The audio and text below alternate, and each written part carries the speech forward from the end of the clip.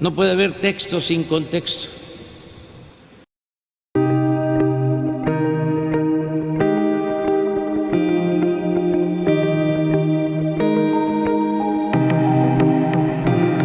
Y hemos invitado, le damos la bienvenida esta tarde aquí al espacio de los periodistas, a Eduardo Cervantes Díaz Lombardo. Él es fundador de Morena, es un hombre de una trayectoria muy amplia, bueno, desde el movimiento estudiantil de 1968. Él es autor, él fue presidente de Morena en la Ciudad de México, fue también encargado en la Ciudad de México del programa Jóvenes Construyendo el Futuro, y él es autor del libro De la herida abierta a la esperanza cierta, reflexiones sobre la cuarta transformación y Morena. Y le damos la bienvenida esta tarde aquí a este espacio de los periodistas. Eduardo, muchas gracias. No, a ustedes, Alejandro y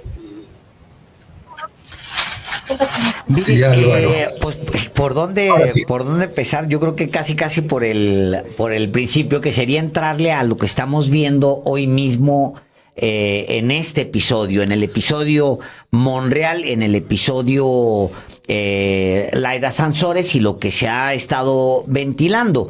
Porque obviamente Laida Sansores decide enfrentar, incluso contra, en apariencia, la voluntad del presidente, divulga la información y confronta ya abiertamente a Ricardo Monreal. Me gustaría mucho que usted nos diera su impresión de este episodio en particular, y también me atrevo a preguntarle qué futuro ve de Ricardo Monreal en Morena.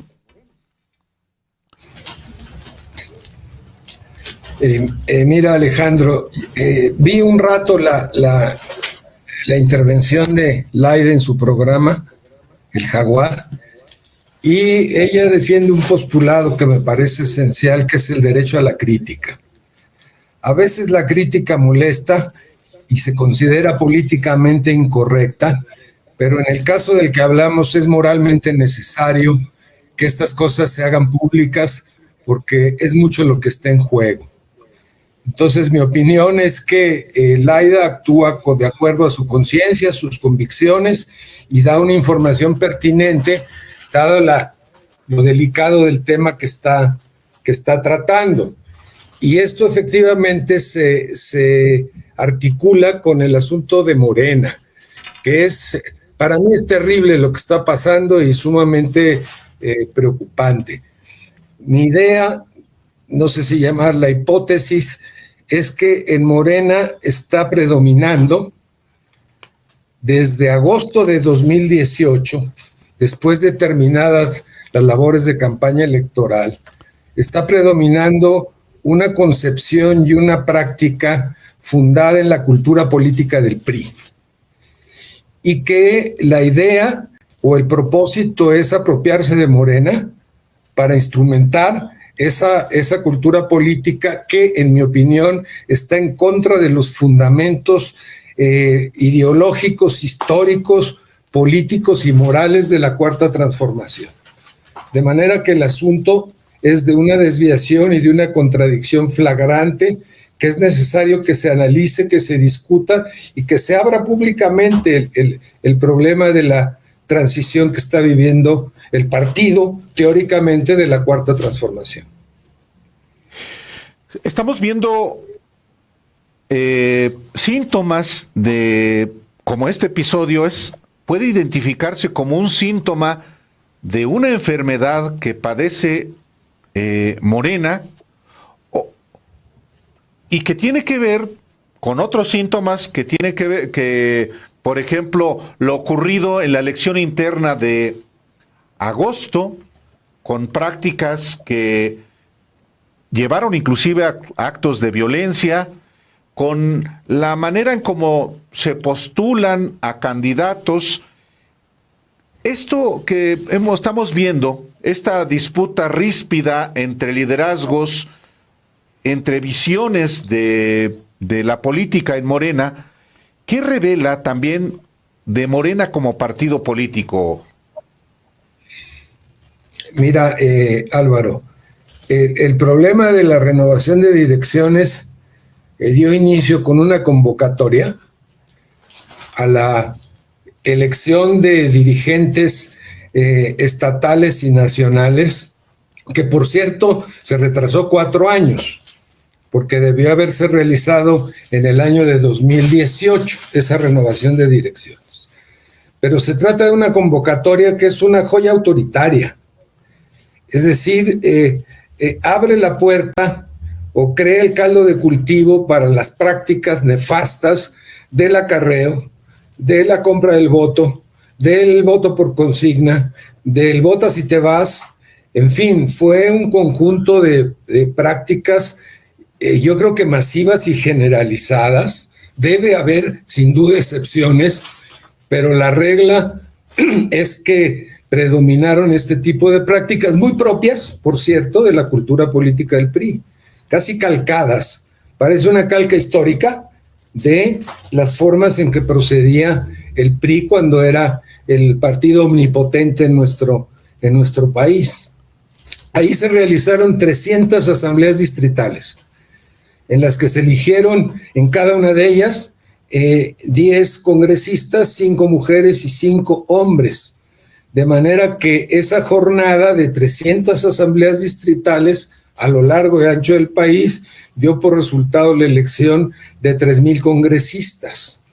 Los que obtuvieron la mayor votación, a veces votaciones altísimas, de más de 2,000, 3,000 votos, eran los diputados locales, los enviados de los gobernadores, los adictos a ciertos grupos internos, de tal manera que ahí ya hubo una situación obviamente facciosa en el procedimiento empleado. Y luego estos sujetos, estos dirigentes o estos liderazgos nacionales y locales, pues invitaron o convocaron a votar a muchísima gente que se afilió por primera vez a Morena.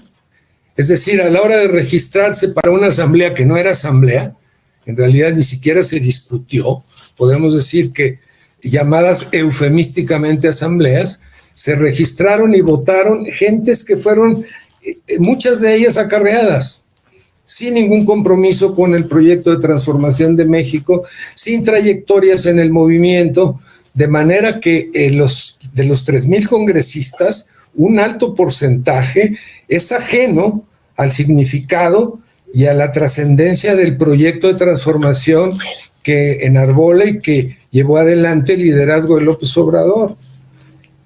Después de esto vino el Congreso Nacional. Sí, Alejandro. Adelante, Eduardo, adelante. No, tú dime. No, sí, le preguntaba. Adelante, Eduardo, por favor. Sí, después de esto en el Congreso se eligió el Comité Ejecutivo Nacional y resulta que se vuelve a dar la presidencia a Mario Delgado, la Secretaría General a Citlali Hernández, que ambos, no olvidarlo, fueron impuestos por el Tribunal Electoral del Poder Judicial de la Federación. Y ahora no solo termina su mandato como estaba establecido en agosto del 2023, sino que se extiende hasta 2024. Posteriormente, en el resto de las carteras, en 6 de ellas son propuestas de los gobernadores. De 6 de los 21 gobernadores que tiene Morena en la actualidad. Y algunos otros, alguna otra y algún otro impuestos o designados por servidores públicos de alto nivel. Querría decir esto, Alejandro y Álvaro, que en Morena se repite el ciclo del régimen de partido de Estado que la izquierda mexicana, la izquierda histórica, combatimos durante años. Ahora resulta que los servidores públicos son los dueños del partido, restándole conciencia crítica, capacidad de iniciativa política, autonomía frente al poder público. Es decir, estamos repitiendo otro elemento, valga la redundancia, de la cultura política del PRI, en el que los altos funcionarios eran los dueños del partido, decidían las candidaturas, como sucede en Morena, se palomean candidaturas, se imponen candidatos, muchos de los cuales, y esto es dramático, Alejandro y Álvaro, que lleguen a cargos públicos de gobierno o en el ámbito legislativo, personas, compañeras y compañeros, por llamarles así, que no tienen ningún compromiso con la Cuarta Transformación. Van a gobernar y a legislar de espaldas a los fundamentos de ese proyecto de transformación de México. Van a gobernar igual o quizá peor que gobernaba antes el PRI. Esto obviamente le va a ir restando credibilidad al partido. La gente o mucha gente dirá son iguales porque no desarrollan una identidad de gobierno o una identidad legislativa realmente apegada, correspondiente con el proyecto de transformación del que estamos hablando. Eduardo, sí, bueno, estamos hablando con Eduardo Cervantes Díaz Lombardo. Él fue presidente de Morena en la Ciudad de México. Bueno, renunció, Eduardo. Usted cuando iba naciendo también Morena como partido político, luego trabajó en el gobierno del presidente Andrés Manuel López Obrador en la Secretaría del Trabajo, en Jóvenes Construyendo el Futuro. De esto que usted cuenta y que efectivamente lo llevó inclusive a un libro, ¿lo llegó a platicar con el presidente López Obrador? Sí, lo platiqué en una ocasión con él. ¿Qué le dijo usted al presidente? El tema de mi preocupación por lo que acontece en Morena, bajo el supuesto de que es el partido político de la Cuarta Transformación y de que, en mi opinión, debería de construir un proceso de desarrollo democrático en donde se empleen los valores de la democracia y no apetito insaciable por las candidaturas y los cargos. Quiero decirles que se han invertido los medios y los fines. El fin del proyecto y de la lucha histórica de la izquierda ha sido la transformación del país. Ese es el fin. Pero resulta que a partir de que la izquierda tiene protagonismo electoral en México, me remonto a 1988 con la candidatura del ingeniero Cárdenas, a partir de entonces se abre la avenida de la participación electoral para la izquierda. Por primera vez en la historia posterior a la Revolución Mexicana. Hablo de la izquierda. Y resulta que el riel electoral, la vía electoral, resulta un suculento platillo para las ambiciones personales y de grupo. De manera que la obtención de candidaturas y cargos sustituye las convicciones y los principios y el desarrollo político y las actividades políticas alrededor de la construcción, junto con el pueblo, junto con los trabajadores, de la fuerza social que necesita como sustento fundamental este proyecto. Este tema de la inversión de medios y fines es evidente e involucra también a muchos compañeros y compañeras de la izquierda. Totalmente. Miren, oiga, porque al final, Eduardo, las lecciones para el movimiento de izquierda pues son muy dramáticas. Una Lili Téllez no viene de la nada. Es una candidatura de la izquierda en teoría. O un Germán Martínez Cázares tampoco viene de la nada. Viene de una candidatura que se le quitó a alguien para entregársela, o una posición que se le quitó a alguien para entregársela en las manos, ponérsela en las manos a la derecha. Literalmente. Entonces, sí estamos hablando de un problema muy serio. Ahora, le pregunto, Eduardo, porque en esa visión, usted, cuando yo le preguntaba sobre el tema Monreal, usted casi en automático brincó a esta lectura de quieren convertir Morena o traerse las prácticas y el manual de operaciones del PRI y aplicárselo a Morena. ¿Por qué lo vinculó inmediatamente al PRI y a las prácticas del PRI? ¿Por qué cuando le pregunto yo de Monreal? Alejandro, por cierto, háblame de tú, Alejandro. Respeto muchísimo su trabajo como compañeros. Soy muy norteño, Eduardo. Soy de Chihuahua y hablamos siempre de usted, perdóneme. Bueno, gracias, Alejandro. No, bueno, es que el PRI dominó en México 8 décadas. Desde 1929 como PNR hasta el año 2000 que hubo esa alternancia tan peculiar, fue una dominación absoluta y todopoderosa. Quiero hacer la excepción del periodo del general Cárdenas, porque Lázaro Cárdenas llevó adelante un proyecto nacionalista y popular realmente de compromiso con elementos de la propia Constitución del 17 y con la lucha histórica de la Revolución. Pero el resto de los periodos de gobierno fue el régimen de partido de Estado, sí con algunas concesiones al pueblo trabajador, en seguridad social, en vivienda, en educación pública, etcétera, pero de horca y cuchillo contra todo movimiento opositor. Yo quiero ubicar este periodo que corre de 40, terminando el general Cárdenas, a 89, que surge el PRD, es casi medio siglo, en que la izquierda social y política padeció una represión sistemática por parte del régimen priista. Yo vengo del 68, por ejemplo, y estuve en Tlatelolco, pero desde el movimiento ferrocarrilero, el movimiento de telefonistas, el movimiento magisterial, todos los movimientos opositores fueron tratados con un sesgo y con un carácter represivo absoluto. Junto con este dominio omnipotente, el PRI generó una cultura política. El PRI ahora como alternativa electoral está en agonía, pero su cultura política permeó a la sociedad mexicana, a todos los partidos, incluidos los de izquierda.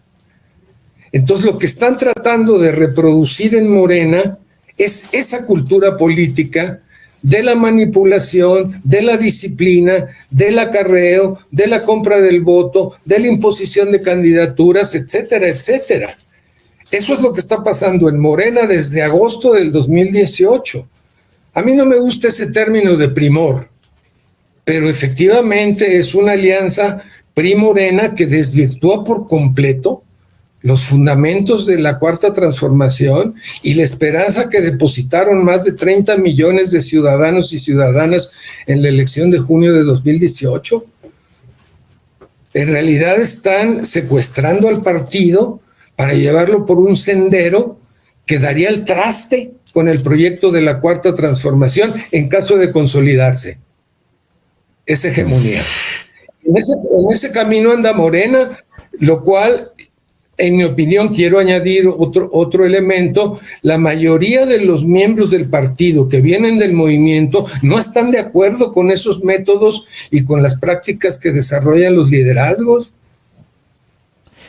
Oiga, porque encumbrados, por ejemplo, está Ignacio Mier, que hace 10 minutos era priista y de los que aprobaron el FOBAPROA y de los que hicieron campaña por todos los que ahora supuestamente ya se convirtió y ahora ya aborrece.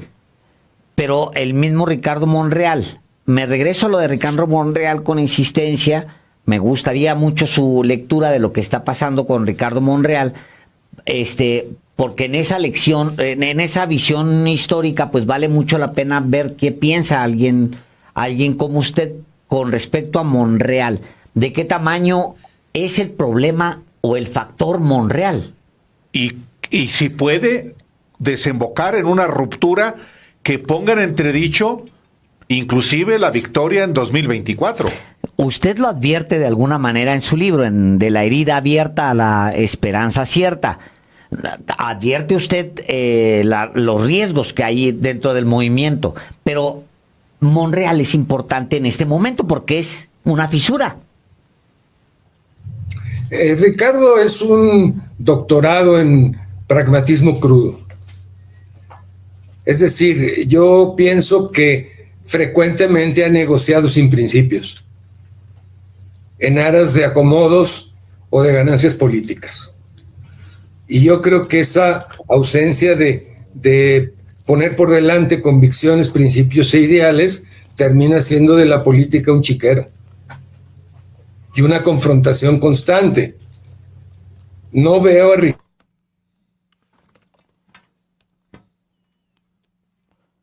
con el proyecto de transformación, definitivamente.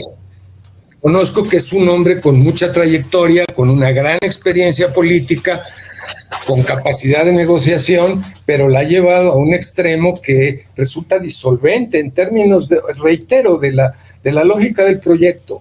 Porque si se pierde el proyecto, se pierde la transición democrática y la transición antineoliberal que abrió el liderazgo de López Obrador. Entonces yo pienso eso, lo de Ricardo puede derivar en un quiebre de su persona y de las gentes que lo sigan con respecto al partido político. Quizá por eso ahora se planteó lo de incluirlo como suspirante a la candidatura presidencial de Morena. Y otro dato, por lo que comentabas, tú, Álvaro, yo creo que Morena va a ganar en 2024. Pero probablemente se le dificulte muchísimo 2030.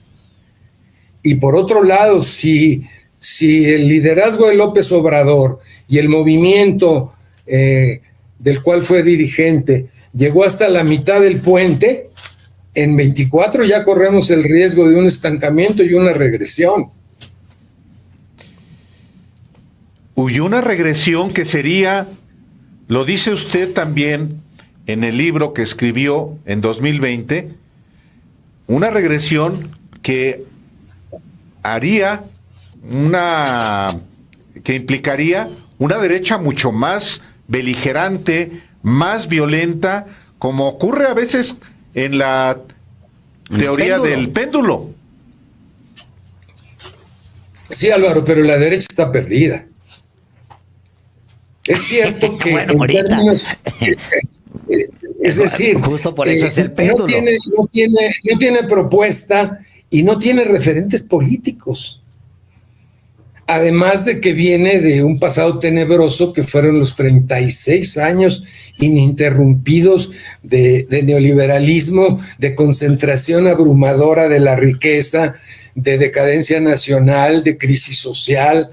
En fin, yo a la derecha no la veo armada como para ser contendiente en 2024. Lo que sí veo es que el Primor se puede apropiar de Morena.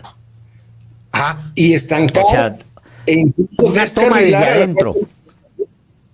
Sí, el enemigo principal de la Cuarta Transformación está adentro, no afuera.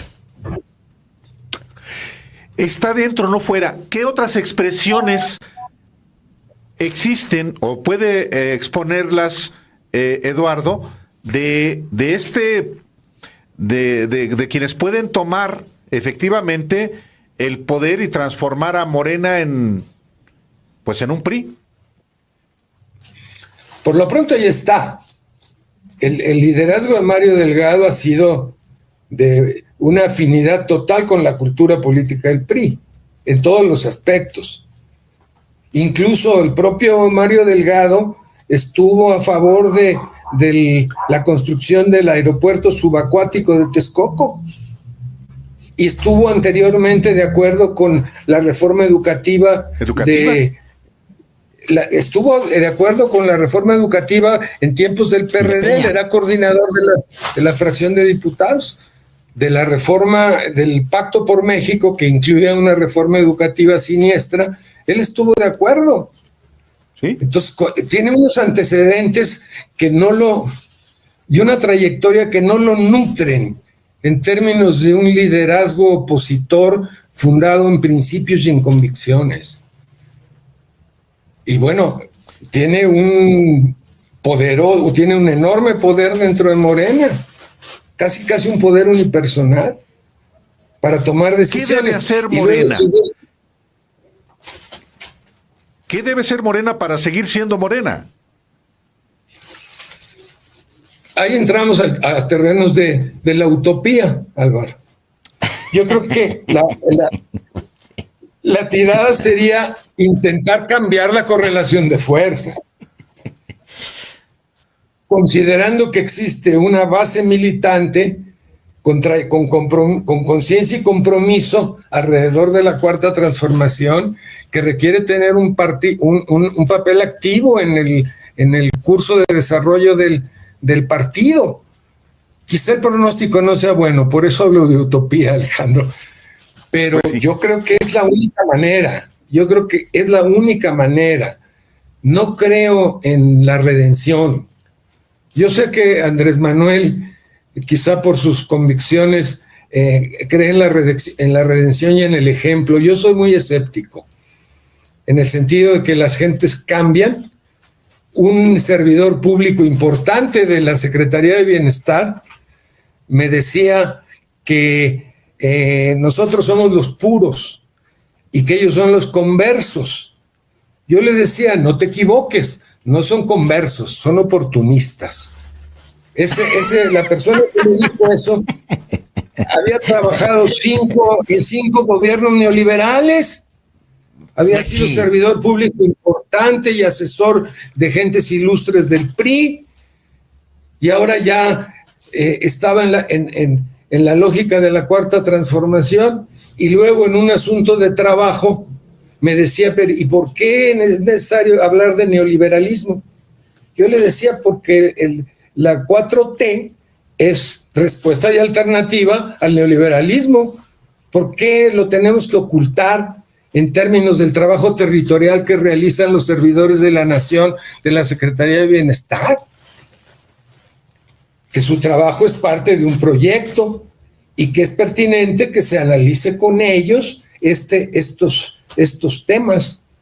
Pero en fin, doy ese ejemplo como muestra de que también en el gobierno federal abundan servidores públicos, a ellos les gusta que les llamen funcionarios, servidores públicos que no comparten el proyecto de la Cuarta Transformación y que en su pensamiento y en su acción, ¿cómo dices? O que vienen, Eduardo, del PRI, que ahí se quedaron o han llegado con quienes han sido priistas siempre, y no me refiero solamente a Bartlett, me refiero a la Secretaría de la Función Pública, me refiero a la Secretaría de Comunicaciones. El priismo vivo está también en el gobierno federal. Sí, por supuesto. Sí, por supuesto. Incluso de los 21 gobernadores, 11 provienen del PRI. 11 de los 21. Y algunos de ellos también han participado en el movimiento, por ejemplo, Alfonso Durazo u otros más. Pero tienen toda la estructura ideológica y cultural de su trayectoria. ¿Como Monreal? No sé. Sí, bueno. Sí, no, bueno, Monreal es ser abogado del diablo, Eduardo. Déjeme ser abogado del diablo. También en Chihuahua hay abogados del diablo, ¿eh?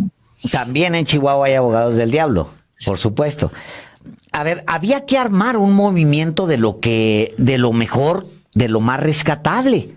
Es decir, sí.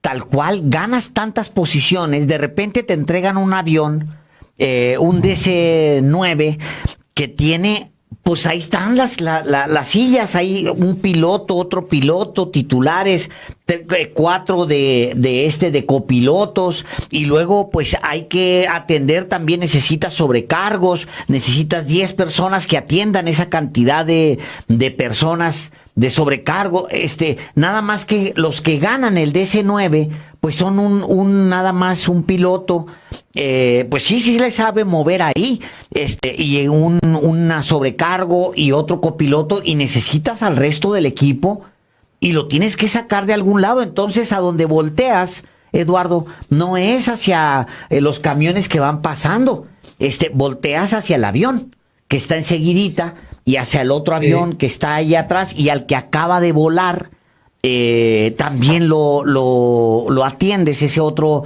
avión, para ver qué es lo que tienes que rescatar de ahí, porque el avión no se va a manejar solo. Estoy siendo abogado del diablo. ¿Cómo respondemos a eso? No, es correcto lo que estás afirmando, Alejandro. Mira, en 6 años, Morena ha tenido un éxito electoral abrumador. Éxito electoral. Lo que no quiere decir que a veces no se pierda ganando. Creo que eso sucede en muchos casos cuando no se gobierna o legisla con los valores del proyecto de transformación. Se tiene la presidencia de la República, el gabinete, 21 gubernaturas, la mayoría en el Congreso, en la Cámara de Diputados, en la Cámara de Senadores, en 22 congresos locales, se gobiernan 18 capitales de estados. En fin, el éxito electoral es abrumador en un marco de disolución de las opciones políticas de la derecha a partir del 2018. ¿Eso significa que va muy bien el avión? ¿Que va volando a la velocidad del sonido? Yo creo que no. Yo creo que la cuarta transformación supone un compromiso ético. Por eso se habla de la revolución de las conciencias, aunque sea más bien un cascarón semivacío o vacío completamente, pero se necesita una transformación ética y moral que sea el ancla de la política. De lo contrario, el pragmatismo crudo, tipo Ricardo Monreal o tipo muchos más, es muy venenoso para la perspectiva del proyecto. No sé si... De acuerdo. Esa es la pregunta en realidad. Pero qué bueno que tuvimos la oportunidad también de hacer una muy buena revisión de la situación de lo que se está viviendo. Y sus gobiernos. De los gobiernos y los riesgos que tiene enfrente. La verdad es que a muchos les gustaría que estos temas ni siquiera se comentaran, que todo va bien. Y que, bueno, ahí va, se gana y luego salen los chipotes terribles, que son lecciones muy amargas. Luego salen las Lilis Telles, encumbrada básicamente desde Morena, que le robó una candidatura a alguien de la izquierda, y salen también al mismo tiempo los Germanes Martínez. Esa es la realidad. Yo nomás le preguntaría una cosa, a reserva de después platicar, Eduardo. El presidente tiene claro esto, porque usted, por lo que dijo, sí, lo platicó usted con él. ¿Y qué hacer?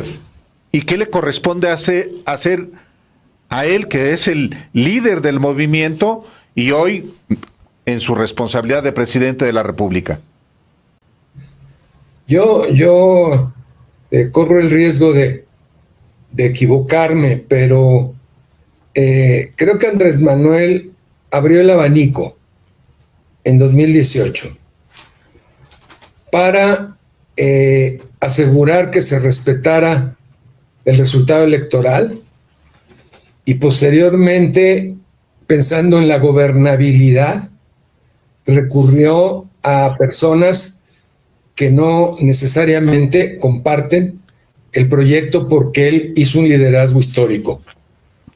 Porque la verdad sea dicha, Andrés Manuel recorrió cuando menos 2 veces los municipios hasta los más pequeños del país. Es premio Guinness que nunca será superado. Hizo un liderazgo opositor de principios férreo, pero esta lógica de la gobernabilidad de pronto se traduce en formas de pragmatismo que no son las mejores, en mi opinión. Correcto. Eduardo Cervantes. Adelante, por favor. Sí, Álvaro, sí, adelante, Álvaro. ¿Me decías? No, le decía yo que habrá oportunidad de charlar en otro momento más ampliamente también sobre lo que está pasando en Morena y en sus gobiernos, pero hoy muchísimas gracias, Eduardo Cervantes Díaz Lombardo, por esta conversación, por esta pues valoración, análisis muy rico, Sí. riquísimo de lo que están viviendo no solamente Morena, sino el país. Gracias, Álvaro.